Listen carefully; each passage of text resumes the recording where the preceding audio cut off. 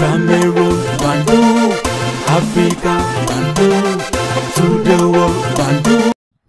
You're a Kuna man, you're Ngi man, you're Bakwere man, you're Bamenda man, and proudly so, you're anglophone brother.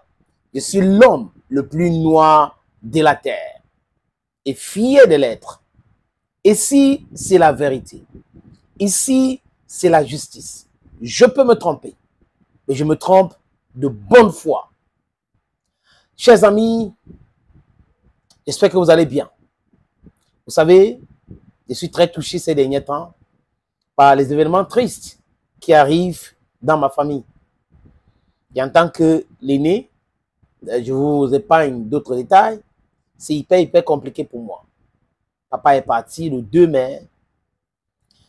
Un mois, jour pour jour, sa femme part.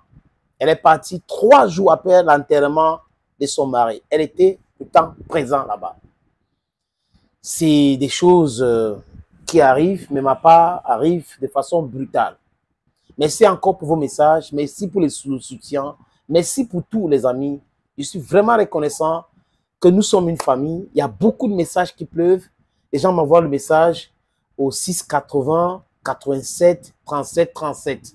Merci de continuer à m'envoyer le message, m'encourager, parce que votre soutien moral est plus important. C'est très important de savoir que nous sommes une famille. Quoique, on peut ne pas avoir, on peut ne pas être d'accord sur tous les points, mais nous sommes une famille. Parce que c'est ça aussi le débat intellectuel. L'élégance de savoir écouter les gens, comprendre les gens, ne pas être d'accord avec eux, mais aller avec la pédale douce.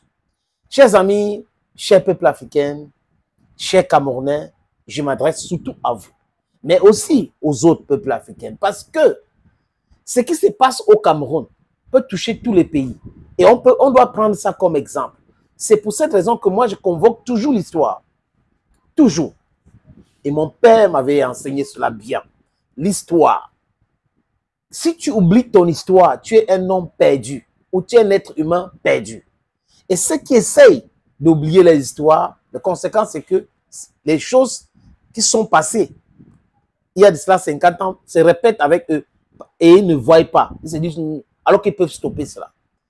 Ce que Mark Brice est venu faire au Cameroun, aucun pays africain, je répète, aucun pays africain, si tu es ministre de sport dans un pays africain, tu es en train de m'écouter, tu ne devrais pas accepter cela. Tu ne devrais pas travailler comme ça. Il y a le cynisme au Cameroun. On a des ministres au Cameroun qui pensent à leur bien-être et pas au bien-être du peuple. Regardez le président Traoré. Regardez les ministres au Burkina Faso. Regardez les ministres au Mali. Regardez les ministres au Niger.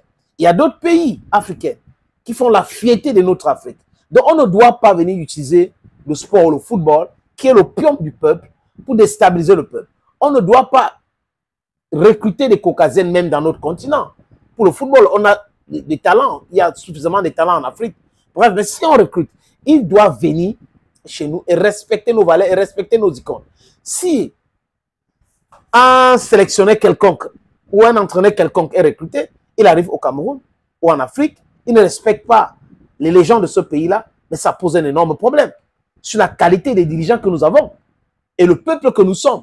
Et l'acceptation de cette bêtise-là me pose un énorme problème. C'est pour cette raison que je dis à certaines personnes, surtout au Cameroun, qui mélangent la politique, la haine et tout, que vous ne pouvez pas être haineux et penser être extrémiste aussi. Et penser que les choses iront bien. Vous êtes en train de détruire tout. Il faut être lucide. En politique, on ne peut ne pas être d'accord. Il faut employer quoi? Le débat d'idées et non la brutalité et non la haine. Des deux côtés, hein, du RDPC, MSC, PCRN, SDF, UPC, Parti Univers, etc., etc. Tous les autres candidats, parlez à vos gens. Akere Mouna, talk to your people. Maurice Kamto, talk to your people. Cabral Libi, talk to your people. Paul Biya, talk to your people. On n'a pas besoin des injures. Si nous tous, nous travaillons pour le bien du Cameroun, on n'a pas besoin des injures. Mais le problème au Cameroun, c'est que nous avons des gens dans ce pays qui pensent qu'ils ont le titre foncier du Cameroun. Et ils peuvent se permettre de donner cette liberté-là à un monsieur quelconque qui arrive un incompétent notoire, un mal élevé, qui est devenu un plénichard aujourd'hui. Il n'a pas... C'est-à-dire que Marc Brice a encore pleuré. Hein? C'est toi qui applaudissais André Onana. Quand il manquait de respect à tout le monde. Et André Onana aurait même insulté Nicolas Aluji, qui était allé lui demander son passeport à l'hôtel Hilton. D'affamer des misérables. Il aurait dit ça à Nicolas Aluji. Et aujourd'hui, qu'est-ce qui se passe-t-il? Marc Brice se permet de parler des élections au Cameroun. Il parle des élections d'octobre. Qu'est-ce que Marc Brice dit? Il dit à Nicolas Aluji, tu travailles très bien. Tu fais bien ton travail. Mais il faut faire très attention. Tu devais savoir choisir ton camp. Donc, on a un caucasien qui arrive chez nous et qui commence à dire aux gens, il faut savoir choisir ton camp.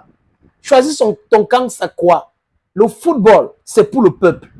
Le peuple finance le football. Et quand on parle de politique politicien, quelqu'un qui est sélectionné l'équipe nationale vient demander à un ancien lion indomptable, qui est team manager aujourd'hui, de savoir choisir son camp. Donc, il veut dire quoi? Il faut choisir le camp du ministère et pas l'Africa Foot. Est-ce que Nicolas Aluji est là pour ça? Il est là pour faire son travail. Donc, vous voyez qu'on a donné quand même des libertés à ce monsieur qu'on appelle Marc Brice. C'est pour cette raison qu'à un moment donné, il avait pris les ailes.